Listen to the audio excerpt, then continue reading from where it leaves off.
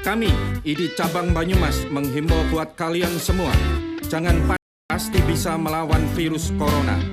Ayo warga Banyumas, bersatu kita pasti bisa. Bisa! Salam sehat bagi kita semuanya. Dr. Senuri, komentarnya. Ya, tentang Kiai tadi ya. Ya. Perlu kalau misalnya ditunda 24 jam pemakamannya. Nggak apa-apa. Kalau secara medis, sekali lagi kalau sudah busuk, virusnya sudah mati, jadi sudah nggak apa-apa. Tetapi secara hukum Islam kan sunahnya adalah menyegerakan untuk pengurusan jenazahnya. Ya. Apa mau milih yang mana? Gitu. Ya, nah, ini sekarang dari fikih bagaimana, Gus? Ya, kalau menurut saya emang menurut fikih itu memang harus atau seyogianya disegerakan. Ya. Jangan sampai ditunda-tunda. Ketika misalnya anaknya sudah di situ, sudah semuanya sudah ada keluarga, itu harus segera diselesaikan. Kecuali kalau seandainya ada anak yang bisa ditunggu misalnya tidak sampai 24 jam, mungkin karena menunggu anak mungkin bisa juga ditunda. Tapi kalau tidak ada tidak ada hal-hal yang seperti itu, supaya segera dirawat, dikebumikan. Ya, terima kasih. Nah, ini ada juga yang menanyakan Dr. Zainuddin, kalau misalkan di semen saja bagaimana? Di semen? Makamnya seperti di mana kemarin seperti di Arab itu kan bentuknya kayak semen itu. Kalau di samping-sampingnya di semen bagaimana? Secara medis dan secara fikih? Ya, secara medis sebenarnya lebih bagus, nggak apa-apa, nggak masalah. Kan sekali lagi penyakit COVID atau penyakit lainnya itu ya sama saja perlakuannya sebenarnya. Jadi jangan kita bedakan COVID dengan penyakit menular yang lain. Ya, oke. Gitu. Oke. Kalau Gus, kalau secara fikih tidak menyentuh dengan tanah secara langsung? Iya, kalau secara fikih itu kalau bisa, itu ketika dimasukkan peti terus ada tanah. Ada tanah pakai Oke. Dan itu kayaknya sudah dilakukan ya oleh kemudian kita lanjutkan terakhir berkaitan dengan ini. Nah, berkaitan ada penolakan proses pemakaman. Ini mohon pendapat dari Dr. Senuri. Ini fenomena ini dari sisi medis sebenarnya bagaimana? Kemudian tadi walaupun kita sudah jelaskan, tetapi inti dari problem ini mohon Dr. Senuri memberikan pencerahan kepada kita semua, dan mohon juga terjadinya fikih penolakan pemakaman ini berarti ada satu yang tidak dilakukan. Ya. Mohon maaf ini ada yang menanyakan, dokter, kalau begitu tolong ditanyakan tadi yang dosa 1 RT 1 RW atau 1 kelurahan gitu. Itu yang dosa seberapa gitu, atau 1 kabupaten dosa semua gitu. Mungkin secara medis dulu, dokter.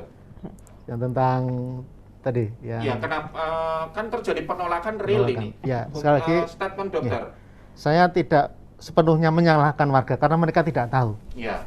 Jadi orang tidak tahu kan ya kita bisa memahami lah. Ya. Jangan sampai kemudian dilaporkan polisi apa jangan lah. Ya. Mereka juga masyarakat kita juga. Yang kedua, ini yang penting adalah kita hobinya tuh selalu pengen segera pertama kali men-share apa-apa lewat media sosial. Iya.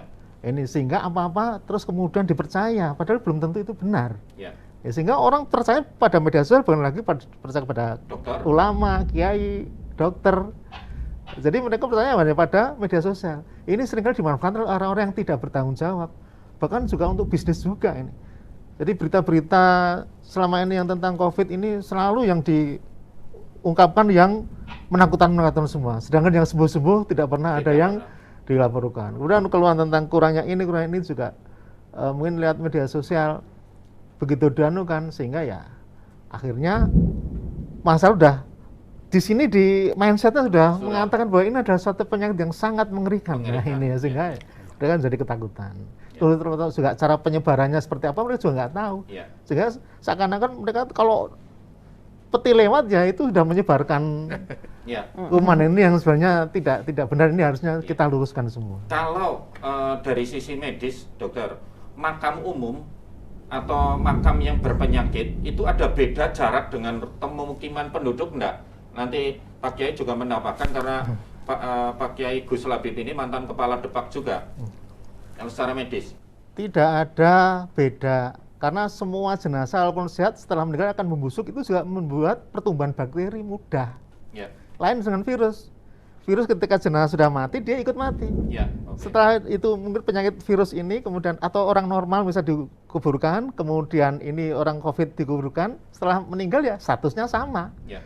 Sama-sama busuk, bakteri bisa tumbuh semua. Ya, oke. Sehingga syarat-syaratnya ya sama. Ya, ya, ya. Artinya jangan sampai menyebarkan bakterinya ya, bukan Ya. virusnya ya. Ya, ya. Itu misalnya memang sumber air memang sebaiknya jangan terlalu dekat, terutama sumber air yang berbentuk mata air. Ya. Bahkan kalau sumur kita kan kadang-kadang syaratnya adalah minimal 10 meter dari septic Septic tank tank. gitu ya. Ini misal 50 meter, wah itu aman Ya, itu. oke. Gus Labib, Ya. berkaitan dengan penolakan sekaligus dulu pengalaman di sebagai kepala Depak pasti mempelajari tentang pembuatan makam.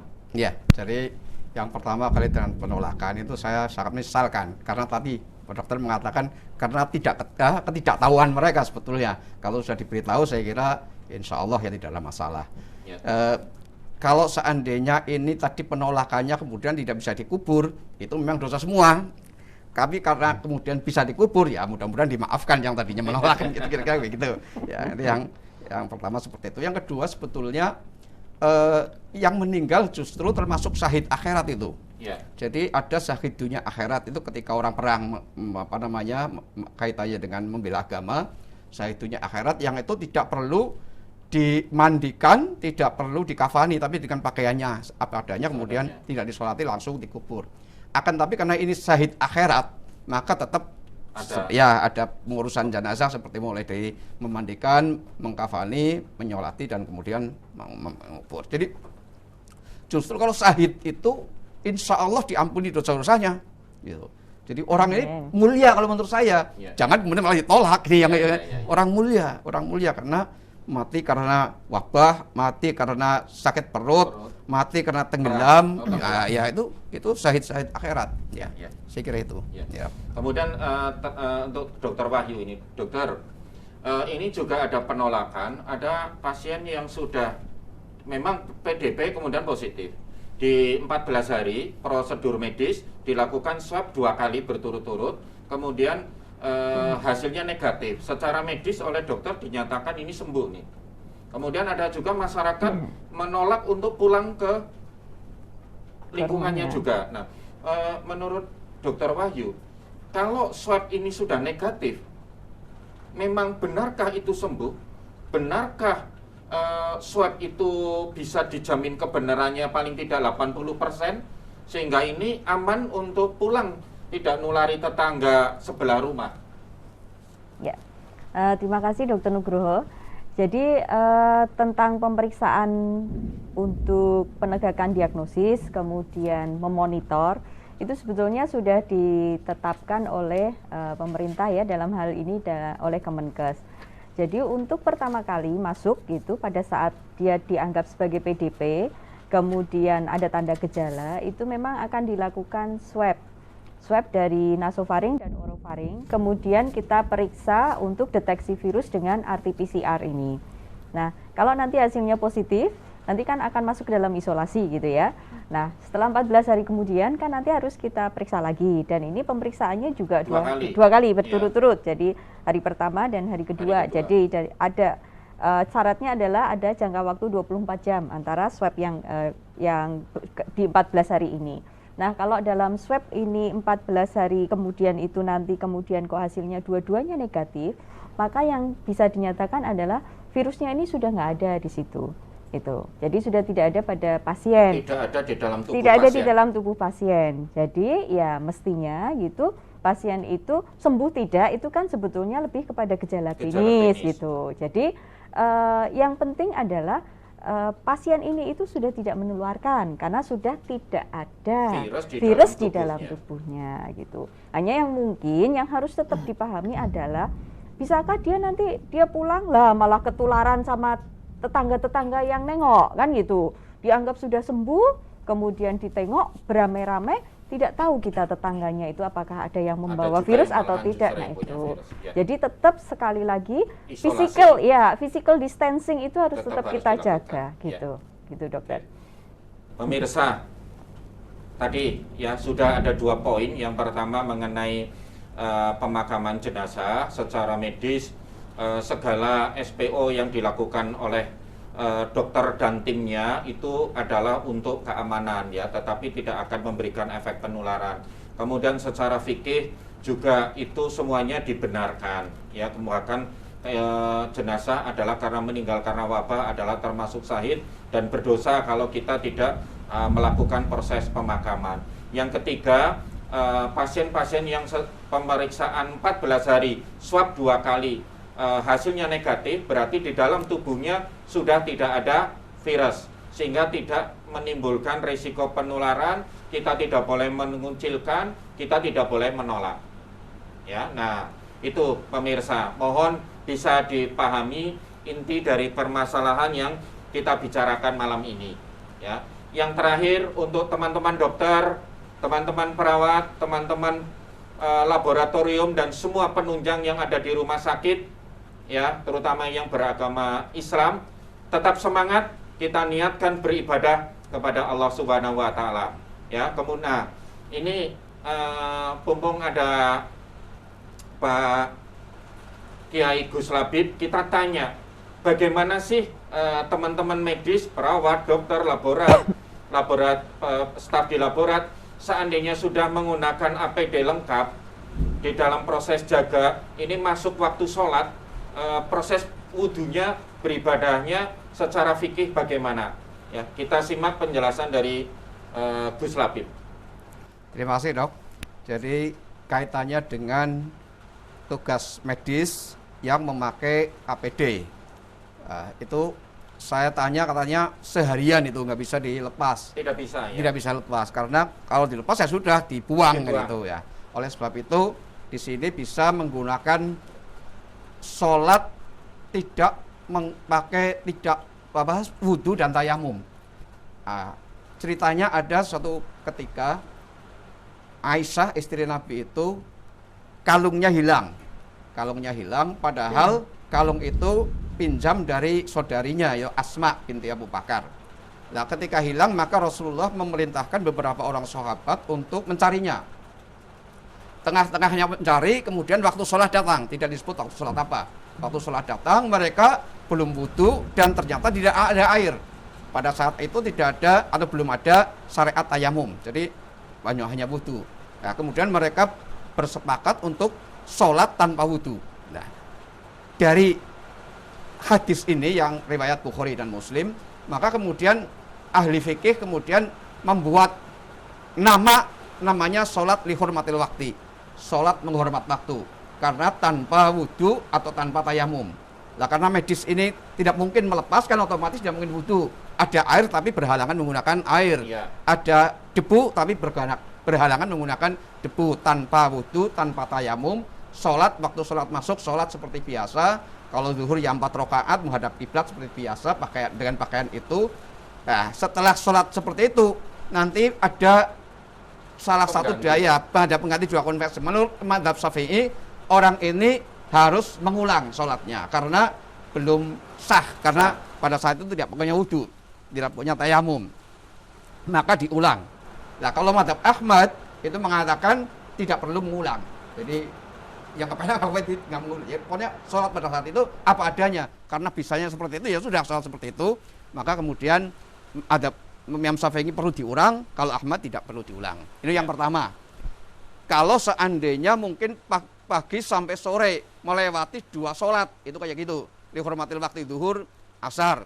Kemudian mungkin selesainya maghrib masih bisa dijamak dengan isya, misalnya begitu. Nah, seandainya tidak sampai melewati dua sholat, saya kira bisa dijamak. Misalnya jam 6 sampai jam 4 misalnya, jam pagi sampai 4 sore misalnya, masih ada asar kan. Nah, lepas masih bisa jamak takhir. Ketika waktu zuhur dia jamak kodok, dia jamak. Ya? Jadi ketika dia bisa melepas sebelum asar atau waktu asar, maka dia bisa jamak zuhurnya diganti dijamak dengan asar, jamak takhir. Itu nggak masalah malahan. Tapi 4 tidak boleh kosor. Nah, itu namanya jamak tapi lil hajah, karena ada kebutuhan. Ada kebutuhan. Itu dasarnya adalah ketika Ibnu Abbas itu menyatakan bahwa Nabi pernah sholat duhur, asar, maghrib, isya dengan dijamak tanpa ada ketakutan dan tanpa dalam perjalanan. Fi ghairi khaufin wala safarin. Jadi bukan karena takut kena perang, bukan, juga bukan karena perjalanan. Nah, itu dikatakan sebagai lil hajah karena ada kebutuhan yang mendesak yang tidak memungkinkan kalau sholat pada waktunya. Jadi ada dua opsi kira-kira ya. Opsi bisa lihurmatil wakti atau kemudian dijamak. Dijamak. Teman-teman di medis ya, apakah dokter, perawat, staf laboratorium dan semuanya yang ada di tim COVID, ibadah kita tetap ada fikih, ada aturan yang memperingan kita ya. Tadi sudah dijelaskan apakah nanti menghormati waktu saja kemudian nanti diulang atau nanti dijamak. Saya kira teman-teman bisa menyesuaikan di lapangan.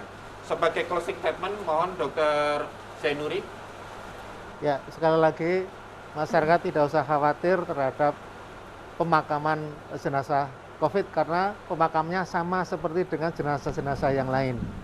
Kemudian pada saat pemakaman sudah tidak menularkan lagi karena sudah dikelola di ruang perawatan jenazah dengan sebaik-baiknya. Ya.